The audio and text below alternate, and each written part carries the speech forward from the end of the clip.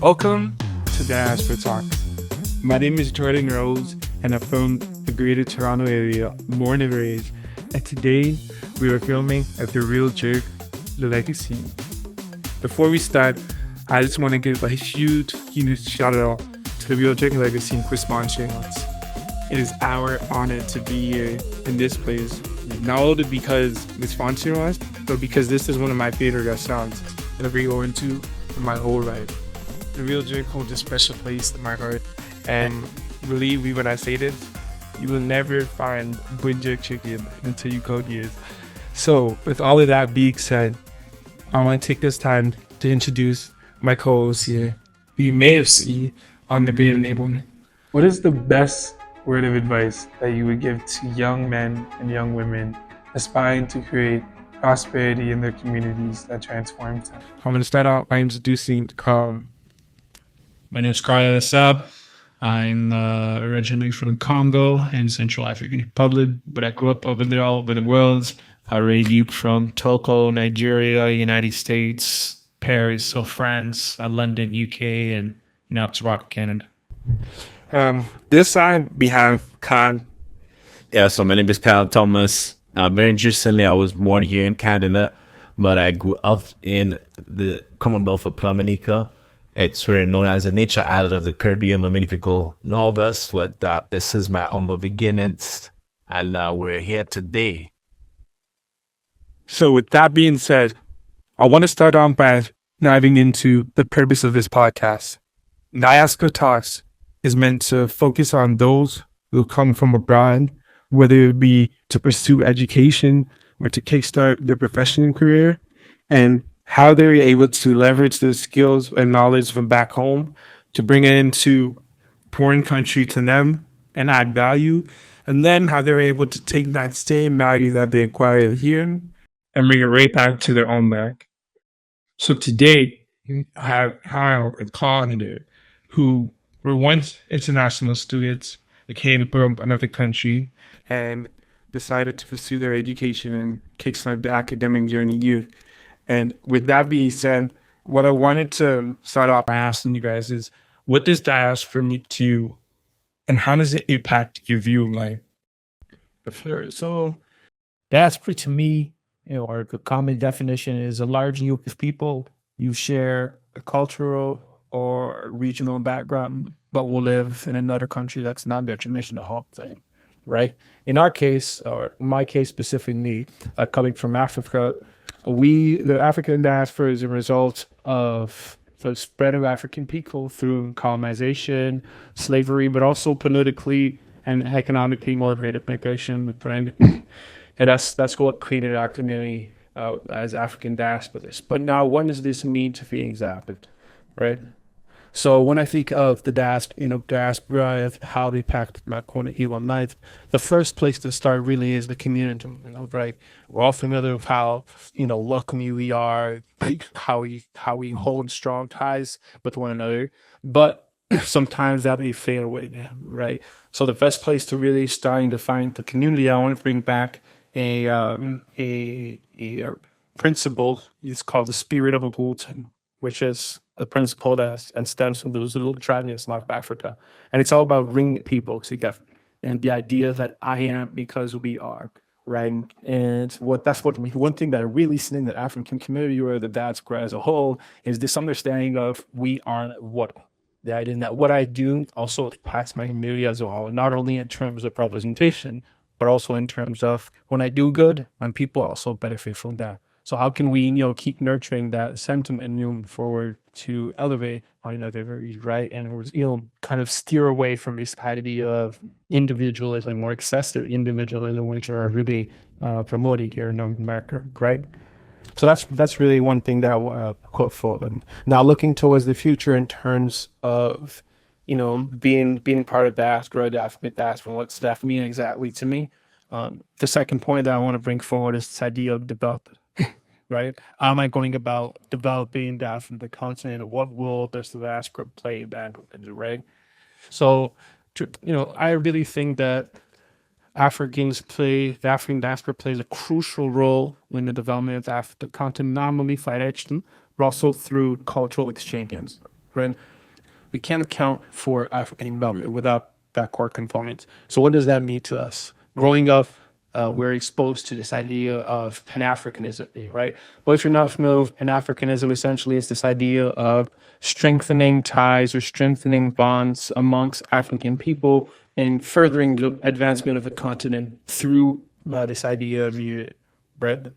So that's really where I want to start up in terms of development. Now, how does this idea or this conception of African diaspora really accelerate my development, more my identity as a Polish in terms of how I navigate the world, right? In my case, I grew up in Africa and I was able to learn traditional values, African values of, hospitality, respect, hard work, detective, right? Then I was also brought about a year when I was able to structure my way of thinking, right? I was exposed to the Cartesian way of thinking, which is essentially a way of thinking that prides itself or that focuses on duality, right? Or dualism, right? And that was, brought about it in North America as well, or in America, who are traditionally, the kings of the business and marketing. And right, so I was able to learn how to communicate better, how to market myself better, and how to also understand what my eating advantage it is, right? And then also as I grew up, I was able to have multiple stints in other places of the world, right? Like Asia, for example.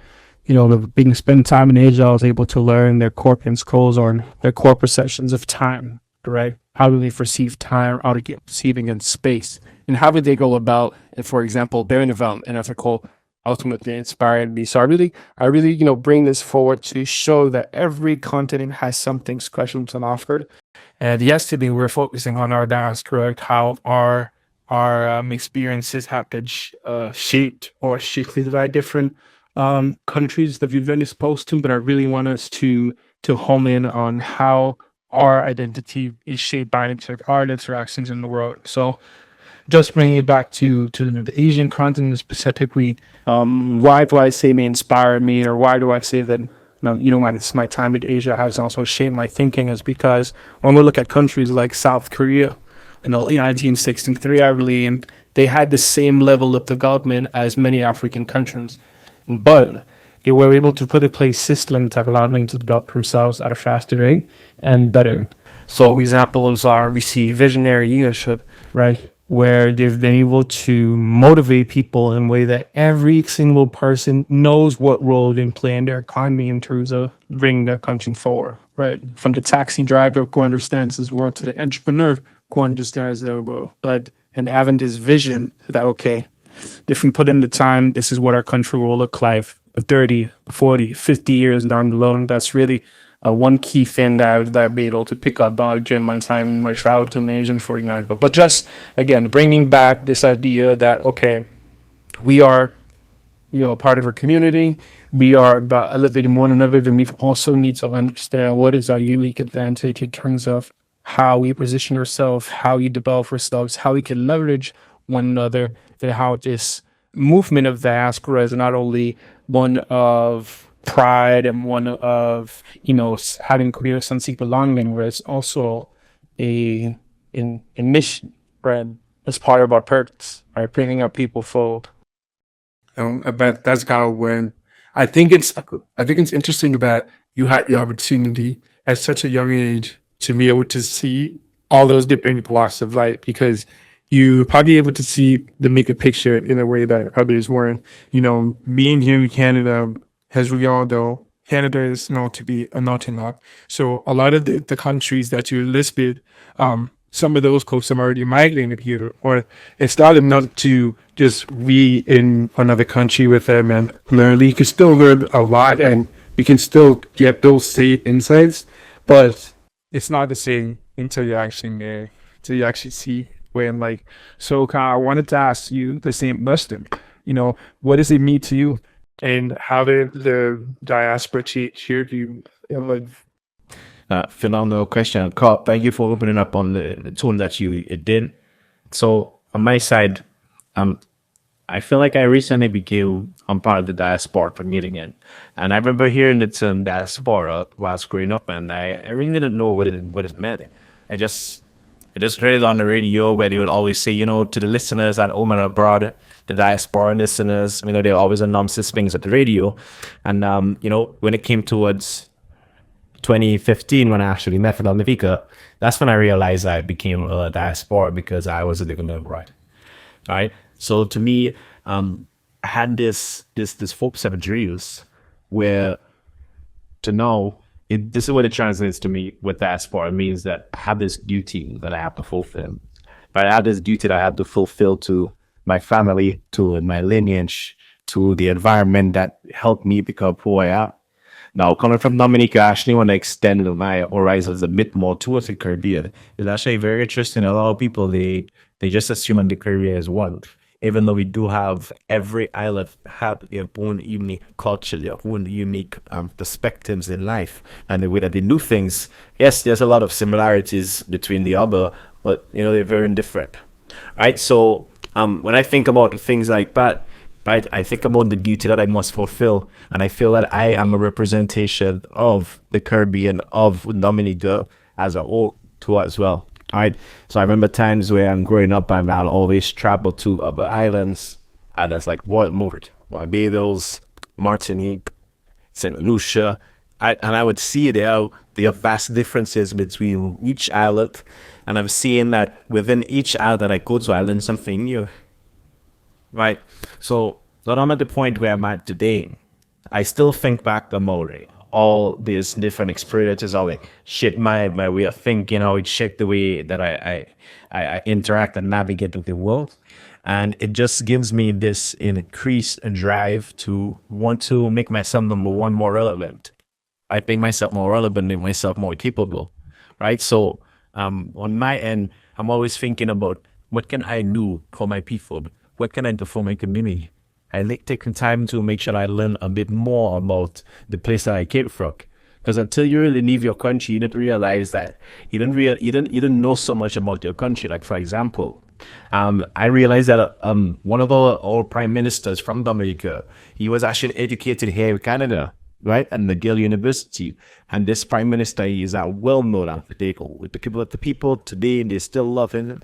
I know, but his name was Roosevelt Douglas, aka Roosing Douglas, right? So he was a very prominent leader within Dominica and also within Canada too as well, leading a few movements. But one thing I noticed is that the European people, like their stories, they were diaspora at one point. But guess what? They went back, right? And guess what? They also went for the same journey of making themselves relevant, right? Building their skills, building the capabilities, and then taking that to go back home and make a difference, right? When I look at people like him, right, he was able to go back and form ties with Taiwan, with China, right, to bring forth scholarships to Dominica, helping a lot of people who would otherwise not be able to go to school abroad and study internationally to do that same thing, to have a similar upbringing, similar journey as to what he had, as opposed to just being confined to one environment. So, right, there's many ways that I see it too as well. We just being part of the diaspora community where, first of all, I think it's a privilege, right? I think it's an unfair advantage that we have and meetings to make use of that advantage so that we can then bring things that we enjoy abroad back home, right? So there's this whole connection, this whole idea where it all comes back towards, it's not just what can your country do for you, right? Or what can your community do for you? But what is it can you do for your country? Yeah. Right, so all of these things come to my mind when I think about what does it mean to be part of the diaspora community. To me, it's not enough that, yes, you came from the Caribbean, or yes, you came from Africa. That's cool, man. But what is it that you're really doing to bring back? Right, to bring things back there. All the education that you've gathered and all the skills that you've gathered, right? Do you even take some time on to look back at and see how things are progressing, how things are resolving, like things of that nature, right? So it goes back again to that initial point that I mentioned, where it imposes this duty that we have on ourselves to give back to the lineage, right? To give back to the environment that made us who we are. Oh, no, that is powerful because I don't know how conscious a lot of folks are when they do leave their home countries. So I hear about a lot of people here, me, a born and raised in Canada like myself, we just want to get out, we just want to leave immediately. And, not really thinking about how they can bring anything back here per se. So what I wanted to ask you is, when arriving to in the country, do you believe that it is best to take on and adapt to win mentality? Or do you think that it differs on a case by case basis? Interesting question, man. So with such a question like this, I think it's a combination of both. Where on one end you're asking, do we need to adapt to win, or is it a case by case basis? I think it's a combination of both. And the reason why I'll stop at the case by case basis is because, number one, everybody's unique, right? Everyone has these unique perspectives, their unique interests, things that what they like, things that what they don't like, what is it they're good at, what is they're not good at. And we all have the special things that make us a unique individual, right? So having said that, when we look at adapting to them, we're going from one environment that we are familiar with into another environment that we are unfamiliar with. Personally, I think this is one of the most noble and most challenging things that people will end up doing in their lives, is basically going from one environment to another.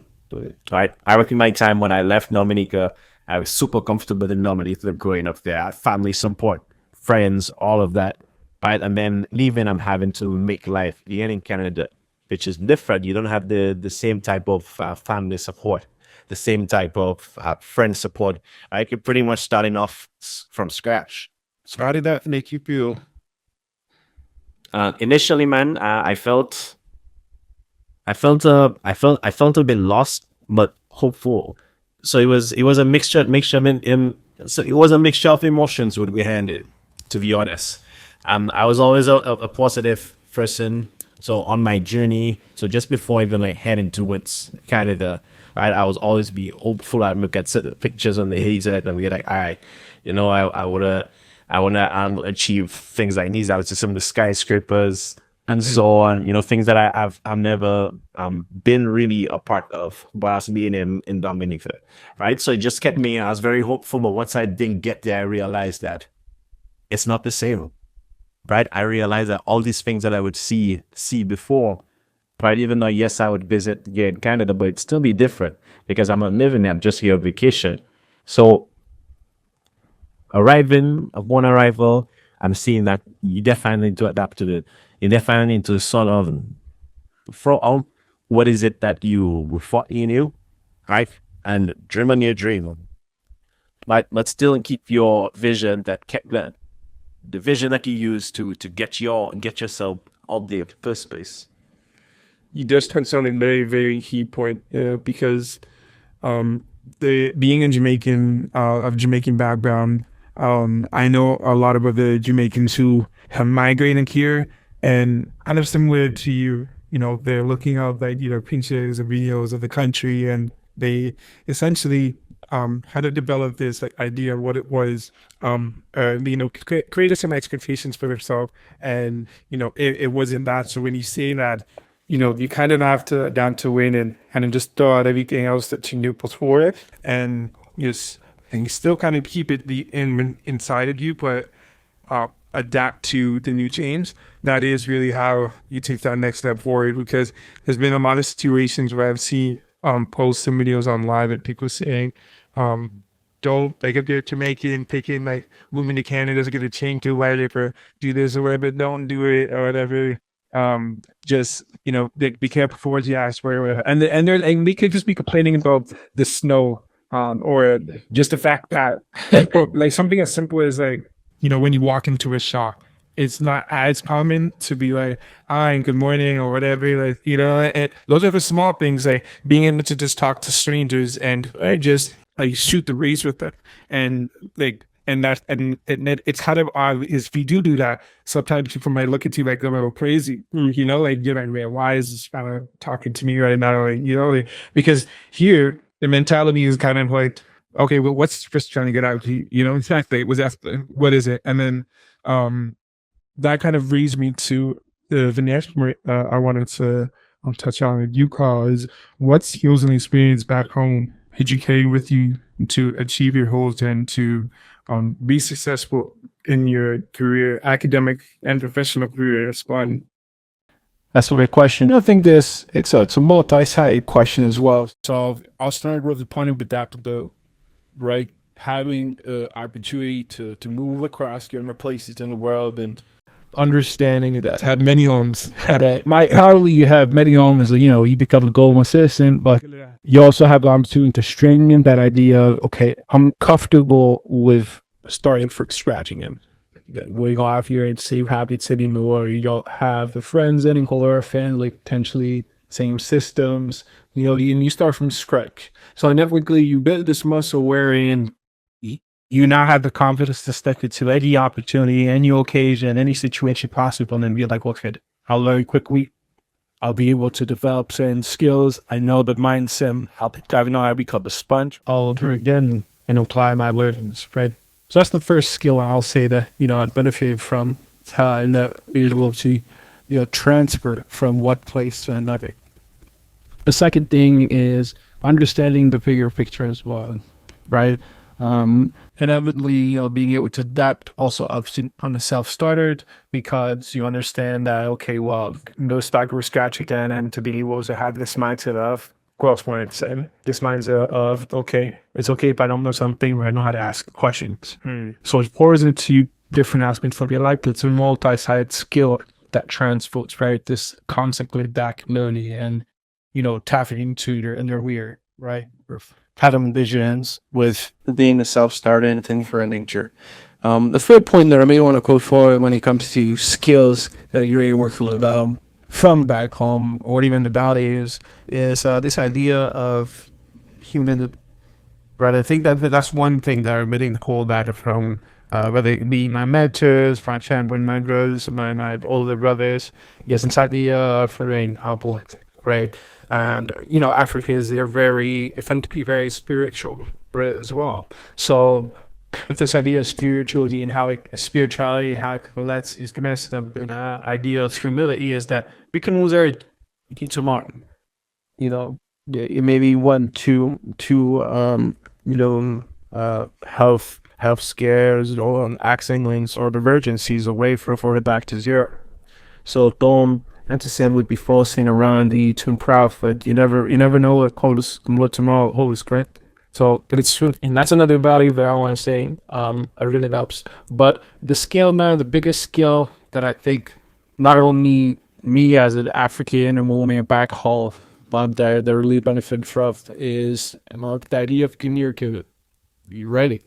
When you're African or when you're the diaspora, when you develop this incredible capacity to communicate with anybody in the world, because to get here, from Africa oftentimes to stop in Europe where you're not been. So you end up being in Europe and you don't speak English or you don't speak, a local language. You mean to be able to communicate slow, and then to be able to read people's body language and to be able to understand people's culture, not, linear culture, and it's for people to understand it, right? And being able to learn quick as well, or how to communicate in people's language. That's how I personally have been able to that young English friends by the age of 14 and so on, is because I have this ability to be able to communicate, be open to the world. This openness of the world that you have and from being before in there is unmatched.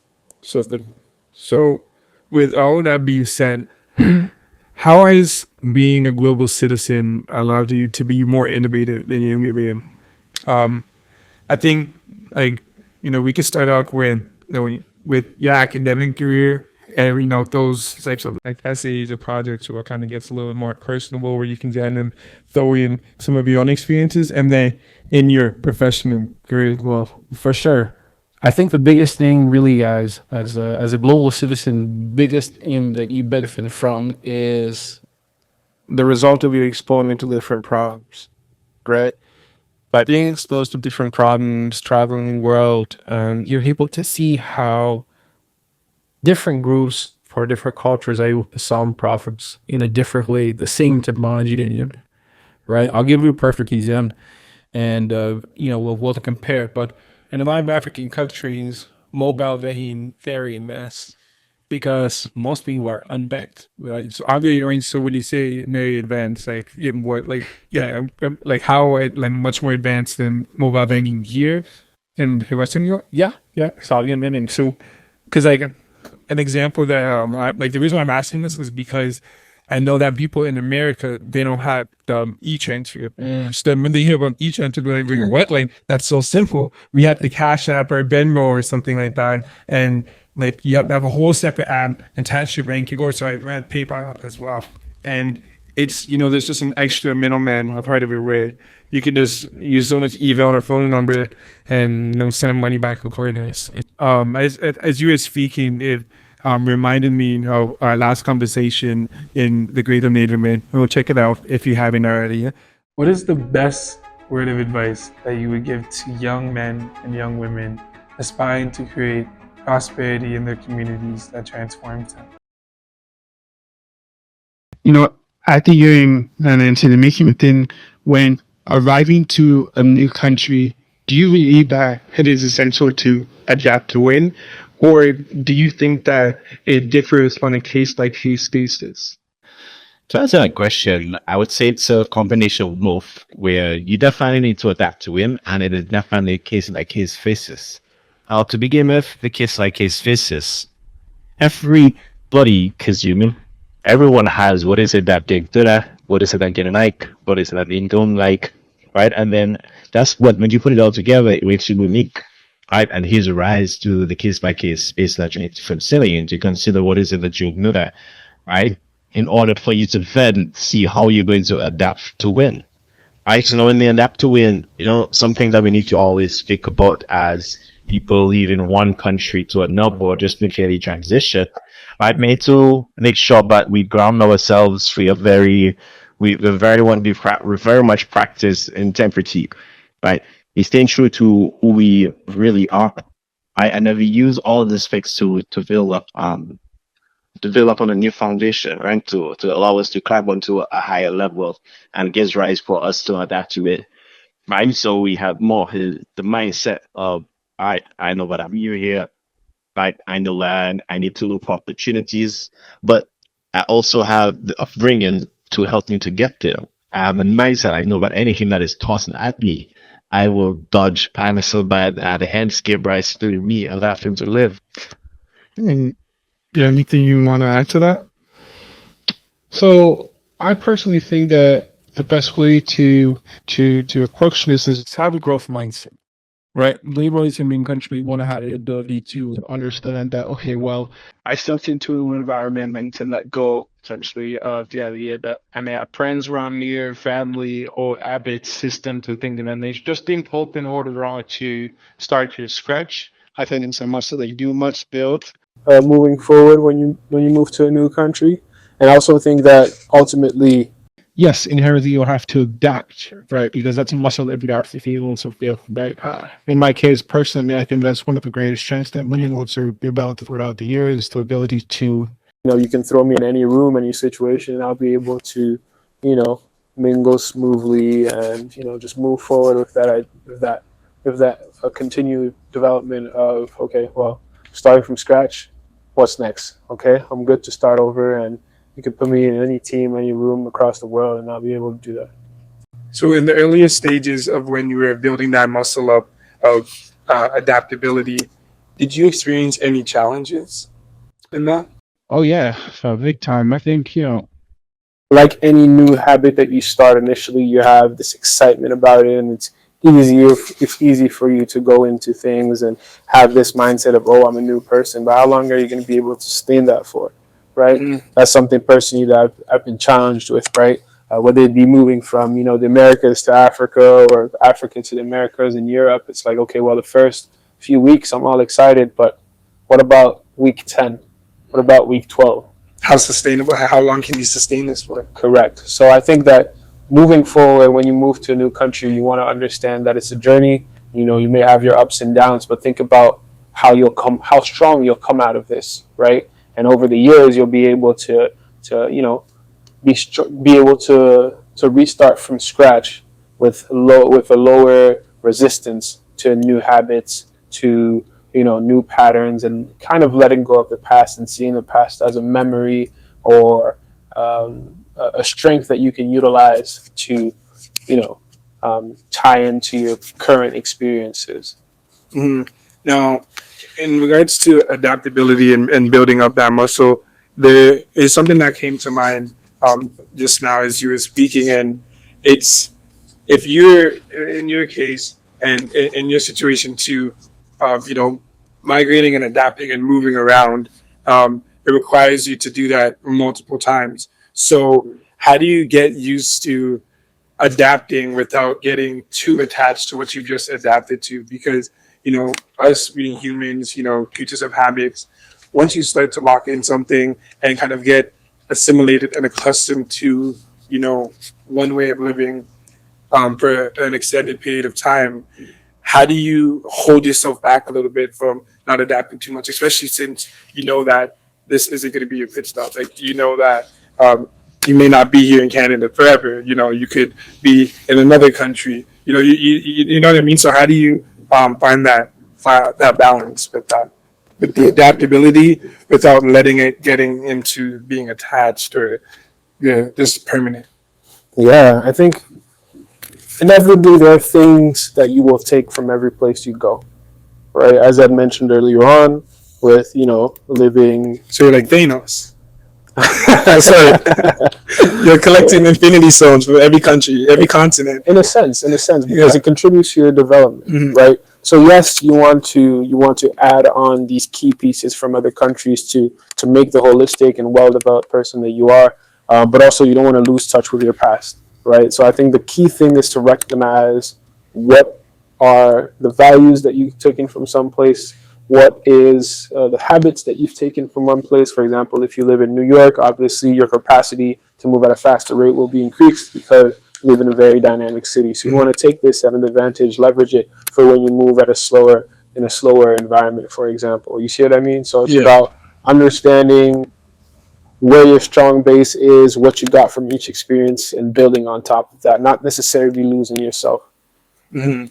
Now, when you're saying like when you're talking about the going to New York and it being a much more fast-paced environment, and how that's completely different, and a lot of people are accustomed to that, whereas people tend to say that In Canada, yeah, it's a little bit slower paced. When you and I were chatting off camera, we were talking about your experience in back home and how you have been able to utilize the abundance of resources that we have here. That some folks like myself, who were born and raised here, you may have just turned a blind eye to that because this is all we know, this is all we used to. But if you had shared some experiences with me off camera about how back home there was a limited amount of resources, and that actually made you a more critical thinker and a more sharp problem solver because you had to do more. And that's so. Could you dive into how that has carried out into your life here, and how you're able to bring that aspect of you back home over here? Yeah, definitely. So, also to answer that question, like how am I able to look at all these challenges from the past that take it into me really here in Canada, using it to my advantage, is this what I think of. So I look at everything as like a glass and it's half full. But I tend to always look at the positive side of things, which lets me know that hey, any challenge that I'm facing is actually an opportunity. It actually connects with one of the Japanese way of thinking, where you actually don't have a word called problems or challenges. For them, it's opportunities. That's what it means. The translation for what we call challenges, they call opportunity. So that same mindset, that's what I always have. Right. So, I think back about times in back home, you have to work with limited resources. Where, for example, like no matter how much well maintained your vita is, right, at some point you're going to have to know how to fix your need, how to fix the time. Mine is you may end up going so profitable and like 1 a.m. gas stations are closed and it's pitch dark. There's no street lights like how we have a lot of street lights here. and like, no Uber. Hello.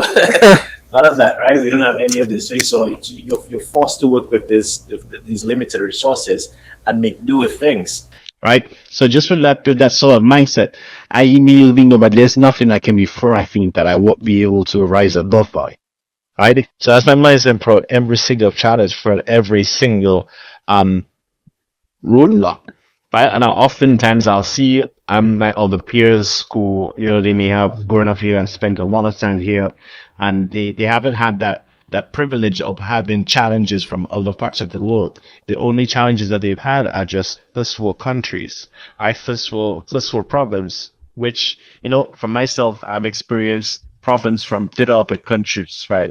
Where, for example, being in Dominica, you could be studying in Dominica at any given point in time, the electricity could just cut off.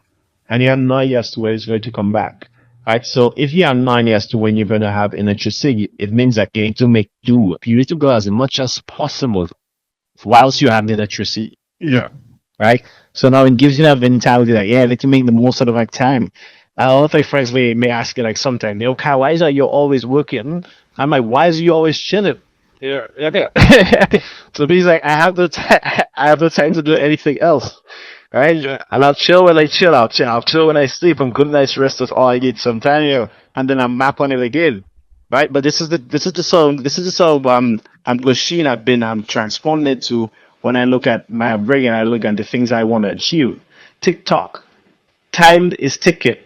Right? And that's what goes into my mind as to why I can dwell onto a problem for so long. I can't dwell onto a problem for too long because I remember this is gonna take too much time. I need to move on. I need to deal with this problem, right? Or send it aside, or just find some way to overcome it. Because this has really changed my way of thinking. So it really has changed my the way that I navigate through issues. I love that I grew up with limited resources from a developing country. Mind you, yes, I did have a big foundation growing up at home, so as well. But just even being able to interact with often from all walks of life back home, it just gives you that mindset that, hey, there's nothing that could hit me. I won't be able to rise above from. Yeah, but let's do. So after seeing multiple ways of life, how has that made you innovative in your academic and professional career? So I think one of the biggest advantages of having, the opportunity to travel, see the world, and grow up in these different places is that you have now kind of unleashed or developed a new power, which is the power of problem solving, right? How can you, tackle problems differently considering what you've been exposed to, whether it be in Asia, Africa, Europe, and the Americas, right? So I think one of the key things, and I'll take the example, I'll give you a tangible example, is the concept of mobile banking, right? When we look at the concept of mobile banking and how it's been adapted here, and as opposed to how it's been adapted in Kenya, for example, in Africa, we notice that mobile banking has been a prominent technique that people used in Kenya, and here it's a bit less widely developed. I think we talked briefly about how people in North America and the US in particular, Yeah. they don't use e-transfer. Yes. Okay. So there's a common thing where I noticed where there's a need for like a third party app to kind of bridge the gap between people's bank accounts and then transferring money. Whereas when they come over here and they're like, oh wait, you guys can just use an email or a phone number, and then you can just easily send money and it'll be automatically deposited to like. They're like, their mind is almost blown because they're using like Cash App, Venmo, or PayPal, or whatever other platforms are there just to be able to do that. So in Kenya, are you saying that they're on the same path as Canada, like in terms of their mobile banking is a little bit more convenient? Yeah. That allows people to send money back and forth and Definitely. So what I really want to put forward is we have the opportunity to see how technology is adapted in different ways to solve problems, right? So in Kenya, for example, a lot of people or at the time, like back in 2010, 2015, a lot of people were unbanked, right? So how do you enable mobile banking when most of your population doesn't have a bank account, right? So in this case, what happens is for example, let's say Kyle here wants to send me money.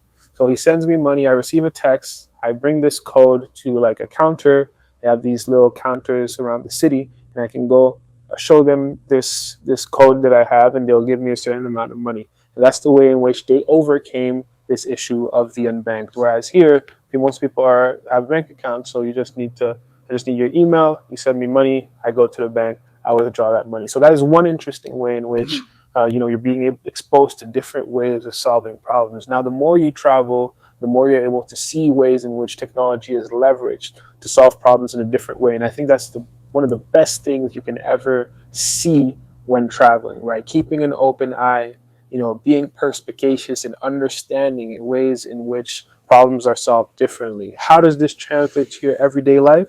It becomes a superpower, and let me tell you why. Whether it be in academics and you have a case study and you're able to solve problems in different ways, give different alternatives, give different points of views of how things can be done and why, or whether this be in a professional setting or an entrepreneurial setting, you're able to see beyond what is presented in front of you because you have this exposure. It's like building a different mechanisms around navigating problems that you see. Mm-hmm. So when you talk about it gives you a different perspective, what I was thinking is, that would mean that you probably have some insight or foresight into trends that you see that are rising. So what trends are rising? Do you see folks that they can have an opportunity to leverage that? And in Africa? Yeah, in Africa. And then I was going to pass it off to you to think about how you can leverage that in the Caribbean as well. Yeah, for sure. So when we think about trends that are emerging on the African continent as a whole and that we can capitalize on as the youth, the biggest thing that I want to point forward first is when we look at our demographics, right? The average African citizen or inhabitant of the African continent is 19 years of age, meaning that we have an increasingly young population. This young population is industrious. This young population is energetic. This young population has their whole lives in front of them, right? So what does this mean for the continent? This means that we'll have a growing workforce, right? Second thing is there's another stat that says that by 2050, 1 in 4 people will be of African descent, right? So that's something very interesting, right? How are you going about fostering community with these people, right? Yeah. The third stat that's interesting is when you look at, capitalizing or creating opportunities on the public administration side of things, we notice governments are creating a lot of programs to incentivize people to invest in Africa, increase the amount of foreign direct investments, also known as FDI. How are we, capitalizing on this opportunity that we have right now to bring more people from the Americas, for example, to buy properties or accelerate economic development, right? By giving them passports in exchange, or you can go and read into these programs and understand how the African continent in itself is positioning themselves in an opportunity in a way to accelerate their economic development. The fourth point that I really want to put forward is, again, looking at our economic development as we have the opportunity to study from other people who have done it before, right? So I want to take the example of India, right? India. You were telling me about this offline. Correct. So when you look at India in the past 10, 15 years have positioned themselves as an emerging country, right? A country whose economy is growing very fast. They've joined the group called the BRICS, right? Brazil, Russia, India, China, and South Africa. In the past 2 years, they have even expanded even more, right? These emerging countries to accelerate, and accelerate trade, investment, and, just foster their development as a whole. But what can we learn from India in terms of the African continent, the demographics that we have, right? The first thing is right now, India has built a lot of programs similar to Made in India. When you hear Made in India, you think of Made in China as well, right? So what they're doing is they're creating infrastructure to invite American companies to build infrastructure to diversify risk when it comes to their supply chain as a whole, and kind of install, for example, Apple, they came through and they installed their flagship stores, Tesla as well. They're now going into manufacturing in India. So India is creating programs to allow foreign countries to develop their products there as well. So that's one thing. What we notice as well is that India has The younger population has a higher propensity to spend. The younger population has more disposable income, so they want newer gadgets, right? They have money to buy new technologies and things of that nature, right? Now, when you see these programs, what can we, the African continent, can learn from this? What patterns do we see that we can position ourselves as a diaspora to help facilitate development, economic development, more specifically, right? What can we learn, considering that we have access to this information? What can we learn to foster development, right? Yeah.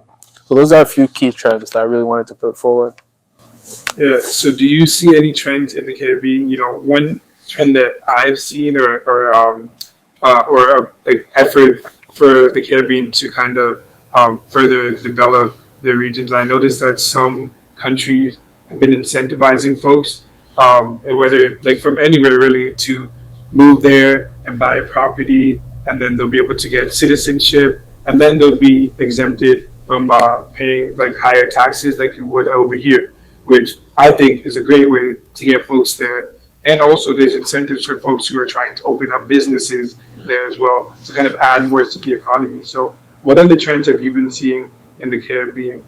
Oh, definitely, man. So there are three key trends that I've been seeing, and one of them actually relates to what you just mentioned, where the governments and the authorities, they've been implementing policies to attract people back home.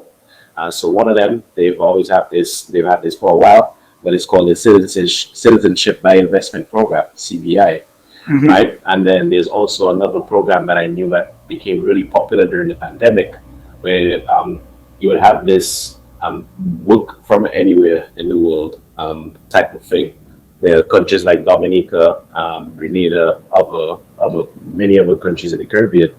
They would actively open up their countries and say like, this is a place where we're open, right? Where you could come back to Dominica, you could come back to the Caribbean, and you could work remotely, right? Wherever you could work remotely, and just basically explore the country while you're there at that time. So that has been popularized.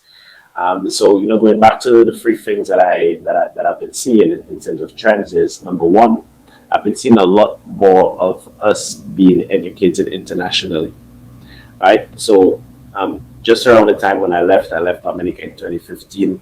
I think around that time, a lot more people started to leave the country and also around the Caribbean to study internationally. And I noticed a significant difference, because at the time of when I entered the University of Toronto, I actually asked them, like, is there any other Dominican registered at the school? And they told me no. And it's been that way for a while, until recently I found out that there was another Dominican student at the University of Toronto. I haven't been able to find them out there, find who they are yet. But, it's just some sort of things that are showing that there are trends of more of us being educated internationally. Right. The second thing, it has to do with the rise of the digital economy, right, and the adoption of digital technology. So I've been seeing this all across the Caribbean, and the first point that I've been seeing is the rise of collaboration. Now, fortunately, as a digital marketer, I've been able to be a part of all these free trends, and I work actively in it. So the story I'd like to give is, myself, I started digital marketing in about 2018, when I started studying at the University of Toronto. I was studying digital enterprise management at the time. And every time I go back home to Dominica, I always look for opportunities to see how can I help the people back there. And of course, if you really want to help, in my case, the way I saw myself helping would be by helping business owners, right? So I would talk to business owners, some of my family friends, right? People that I knew growing up, people that have businesses and so on. I was asking, a bit about their business, how are they doing things? Right? And then basically this transformed into myself forming a team with other people out here in Canada that were from the Caribbean. So I worked with people from Haiti. So we have this DevOps guy who was initially from Haiti. We have other people from St. Lucia, other people from Jamaica too as well. I worked with marketing teams from Jamaica, right, all around digital marketing. And what we've been doing is we've worked across Caribbean islands, right? Islands like St. Lucia. We've worked with banks, we've worked with credit unions, we've worked with hotels, we've worked with even just the small business owners who may have their own little practice and they want to build up. Like for example, people who are financial coaches and so on, right? So there's this trend of the rise of digital technology, and there's this rise of collaboration where we are a part of this. Like we are doing this, right? And we're seeing it happening more and more of the people that I talk to, right? A lot of the young folks that I'll be talking to as well, they're telling me, oh, hey, Kyle, I want to work with you, right? I know that you're probably working on one of these projects and so on. Like these are some of the skills that I have, and everybody's looking to see how can we help to do something back home, right? Like for example, I'll tell you about this story of this guy that I went to high school with. He's in the U.S. right now. He's a senior software developer doing great things in the U.S. and so on. And we had a conversation. We caught up probably after like 10 years or so, right? It's literally been 10 years since we saw each other. And it just so happened that he visited Canada and we were catching up. And basically he was filming me on all what he was doing since we sat next to each other in class. All right, so we were catching up, and we're catching up from since the last time we met together. Last time we sat together in class, and I told him what I was doing, and he said, Kyle, this is some of the things that I would like to do. Where instead of myself, I'm the one that is developing all these big tech products for major companies in the U.S. Across North America. I'd actually like to see how I could help some businesses, some small businesses, where they may be from the Caribbean, or is it better yet, Dominica, right? And I said, hey, well, a lot of opportunities come my way, and guess what? We had a conversation maybe 2 weeks ago. Right? We had a conversation probably 2 weeks ago, and he said that, yeah, definitely there's this project that he could help me with, some data migration project, where we're able to leverage our skills in technology to see how can we collaborate and bring benefit back to our home countries, bring benefit back to the diaspora community that are living abroad, who we know eventually at some point everybody wants to go back and do better.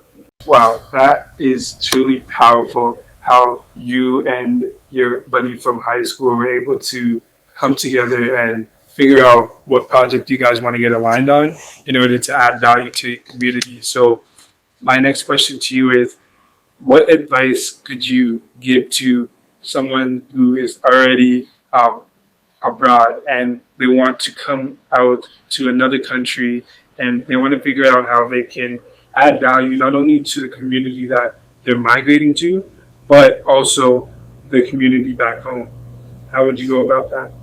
So the first thing that I would say to anyone who is looking to go back home, right, and looking to do some more is, number one, we need to build relevance, right? And when I say relevance, you want to increase how relevant you are in the world, how capable you are to give back to others, right? So this requires you to invest in yourself, where you're building up your skills, right? You're just increasing what is it that you can do for other people. Personal development is a key thing, right? Now, with that being said, right, the community in which that you want to impact, right? So on my side, I want to impact my entire country and the Caribbean, the entire region, right? So things that I think about is, number one, I know that the stage that I'm in is building my relevance. I'm building my skills, right? I'm building my capabilities, my ability to do more, right? And I choose to do this through technology. I choose to do this through studying cultures and so on, right? Then we can take these skills, we can take the skills that we are developing, and we can study how things are changing back home. So it means that we'll have to always keep an eye open for how things are changing in the communities, right?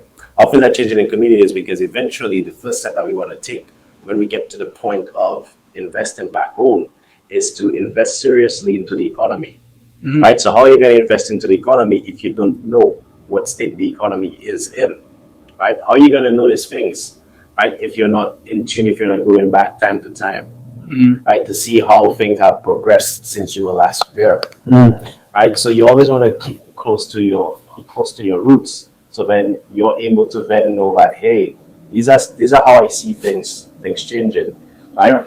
And sometimes it could be good or bad, right? At least on my end, I remember one of the first times that I went back to Dominica. By the way, before I actually even went back to Dominica, it took me 4 years.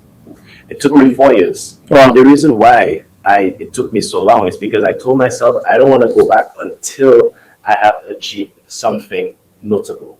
Yeah. Right? I didn't achieve what I wanted to achieve, but the notable thing that I wanted to achieve is I wanted to graduate. But COVID hit before I graduated. And I was like, hey, why am I in Canada and I could go back home? Right? So anyway, I did that. But I'm very thankful that I went back during that time because it humbled me and it gave me so much fuel. You know that whole idea of how we're talking about that when you're in Canada, you sort of start to take for granted the amount of resources that we have here. When I went back home, I was like, oh my gosh, man, this is the problems that people are facing, right? I tell you something about vehicles breaking down at any point, right? Electricity going out at any point in time. These things, they humble you, and right, they humble you. So even just like being back home during those times, right, it gave me more of a more energy, more vigor to do what the things that I'm doing, right? So I would even say, whilst we're building up our skills, whilst we're looking to see what is it that we want to do to invest in back home, right? We need to be taking some time to go back home so we could connect back to the roots. Connecting back to the roots are going to give you that energy. You want to take all these things that you may be frustrated about back home, where it's like, oh, things shouldn't be this way, right? By now we're still operating that way. We're still using flashlights when we should be using lamp posts and all these things, right? You may have a lot of ideas as to like how you want to see things being done, right? Like for example, you're like, oh, why do I have to have a big plastic bag of coins, right? But here we use cards for everything. That's how we pay for all of these things, right? So we can use all these frustrations, all these pent-up frustrations, so that we can direct that energy into doing more of the things that we're doing abroad. Right, so I always use this energy so I can say, all right, when I get back to school, I'm going to do even more, right? And I know my brother does the same thing. He actually tells me that's why he goes back to Dominica every single year, right? He goes back to Dominica every single year, and he says he comes back recharged. He comes, I feel like he could lift a mountain, right? And I believe him because I know that's the same way that I feel too as well. And why is that? Is because when you go back home, right, you start to gather back that energy, right? You start to get back that energy, and you're like, okay, I'm going to go back and I'm going to do a lot. I'm going to do 10 times what I was doing. And then you do it, right? Because you have that vision of, I want to go back and invest seriously into the economy. I want to go back and invest, make an intentional investment. But I can't do that if I'm not relevant. So it goes back to the whole point of, hey, all right, you want to do great for your country. You want to, become something. This is very good. It's very noble of you to want to make a name for yourself and to give back to your country. But how are you going to do that if you're not relevant, right?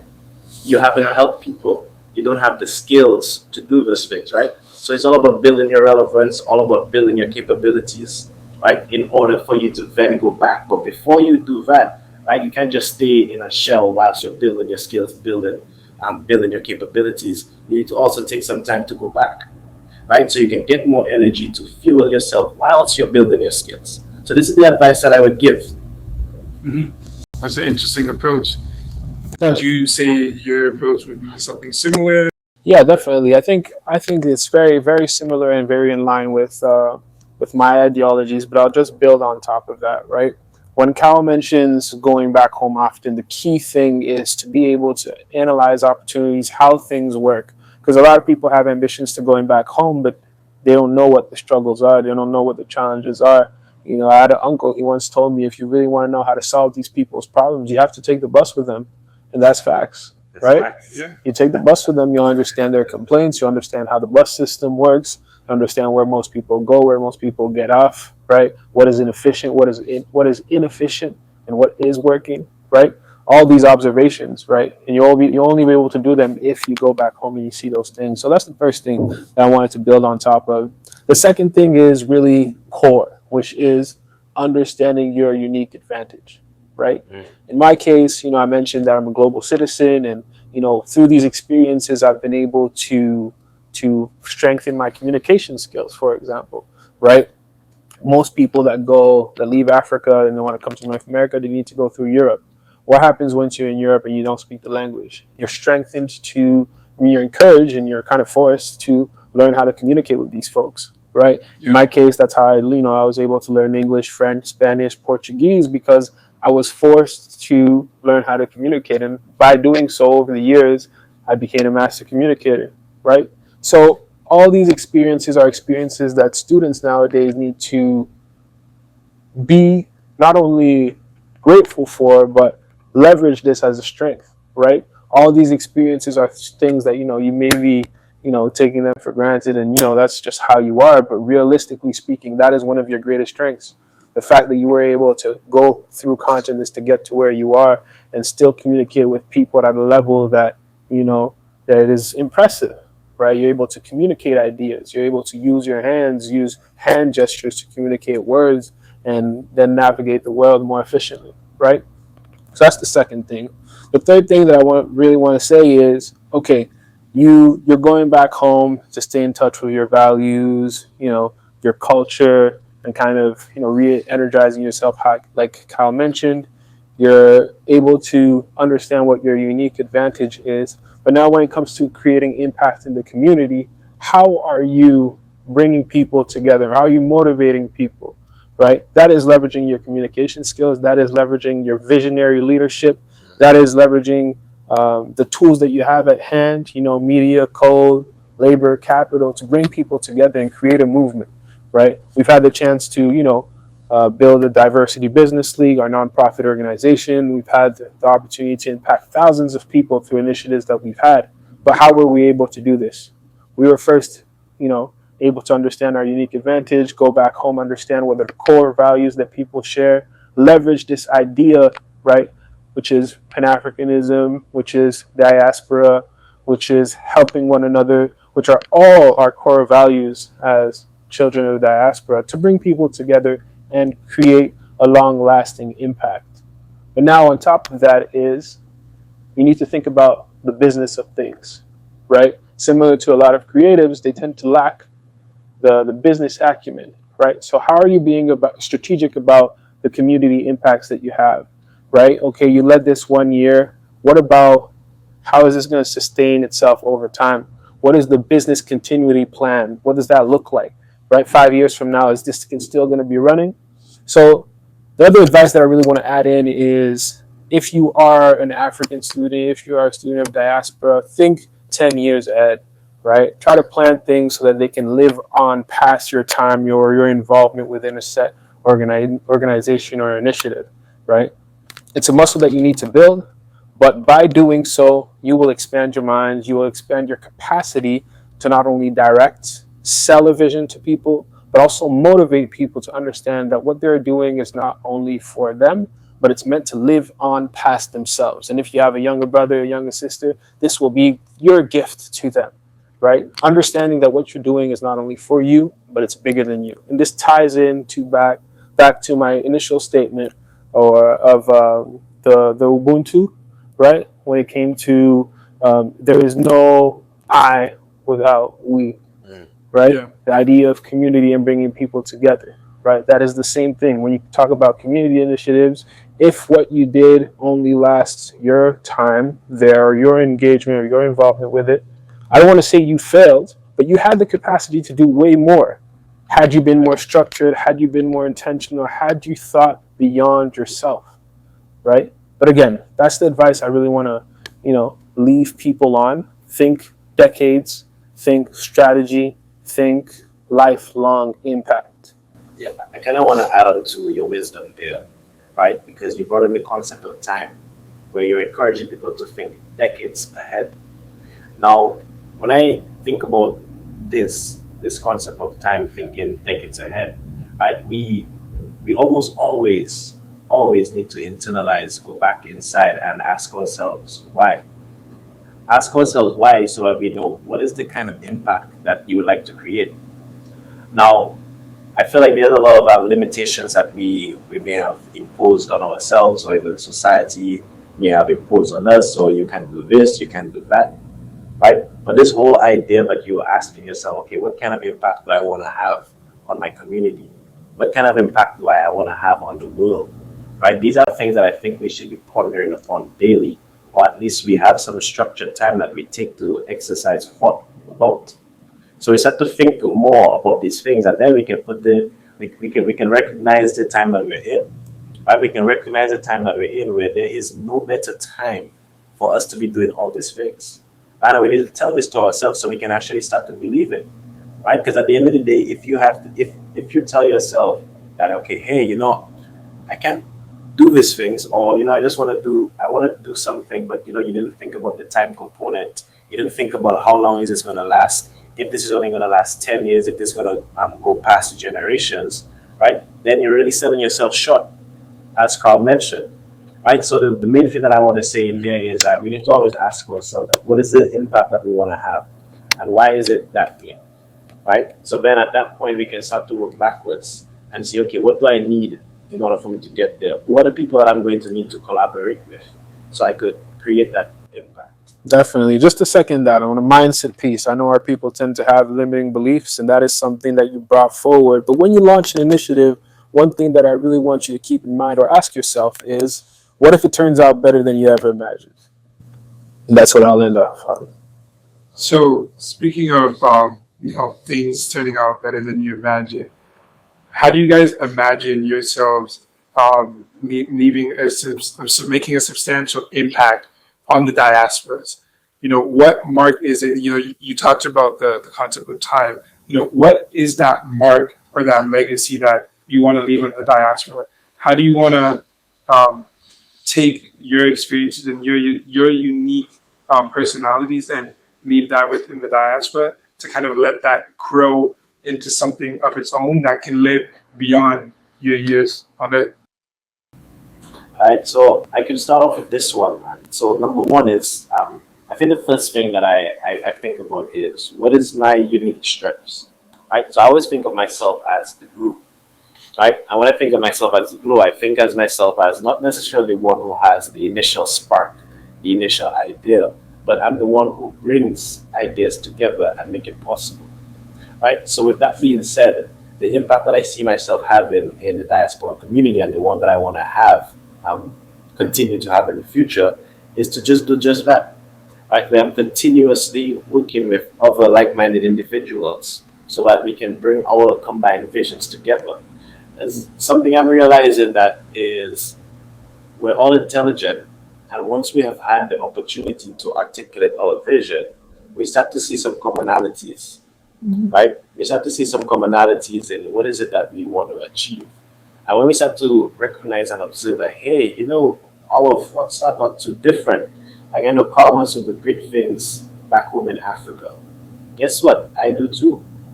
Right? And then it's just a natural collaboration that comes out of this. So as long as we can keep on recognizing like what our strengths are, right, then we can start to see, okay, how am I going to bring more like-minded people together so we can make these things happen. Before I let you answer this, as you mentioned Africa, personally, what I would love to see in the future is how the African diaspora and the Caribbean diaspora can connect, and what is going to be that bridging gap. But I feel like before we can get to that step, individually, they need to be able to stand 10 toes on their own. And I think once that can happen, you're saying at 2050, there's more things to kind of look forward to in Africa, but what about the Caribbean? And I'm looking forward to see what the future looks like. So, how do you want to make an impact on the diaspora? What is that substantial impact that you want to leave that's gonna live beyond you? So I constantly believe that we live in a world of infinite leverage, right?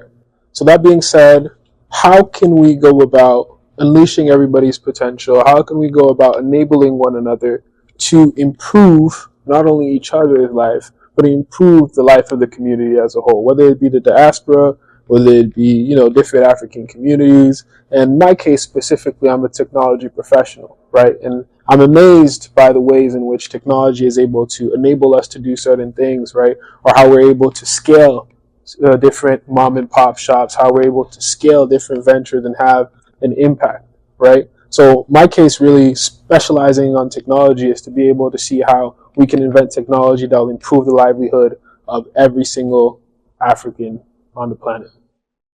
That is honestly, I think, what is needed to really take that next step.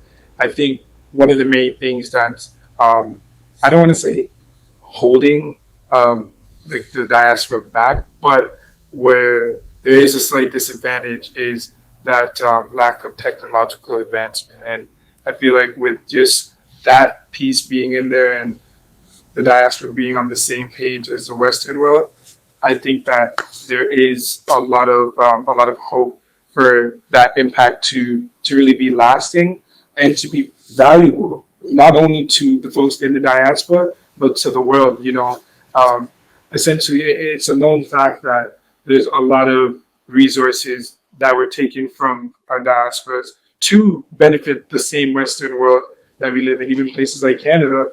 And I think that it's just a matter of time before that can kind of be brought right back to the diaspora, which is why we are committed to continuing this podcast. And, in the future, what you're going to see is we're going to be bringing on guests who actually reside in the diaspora so that we can get their take and their experience and hear from their stories on, what it was like for them to leave their home country to pursue that education, the trials and the tribulations that they faced when they left the diaspora, when they left either Africa or the Caribbean.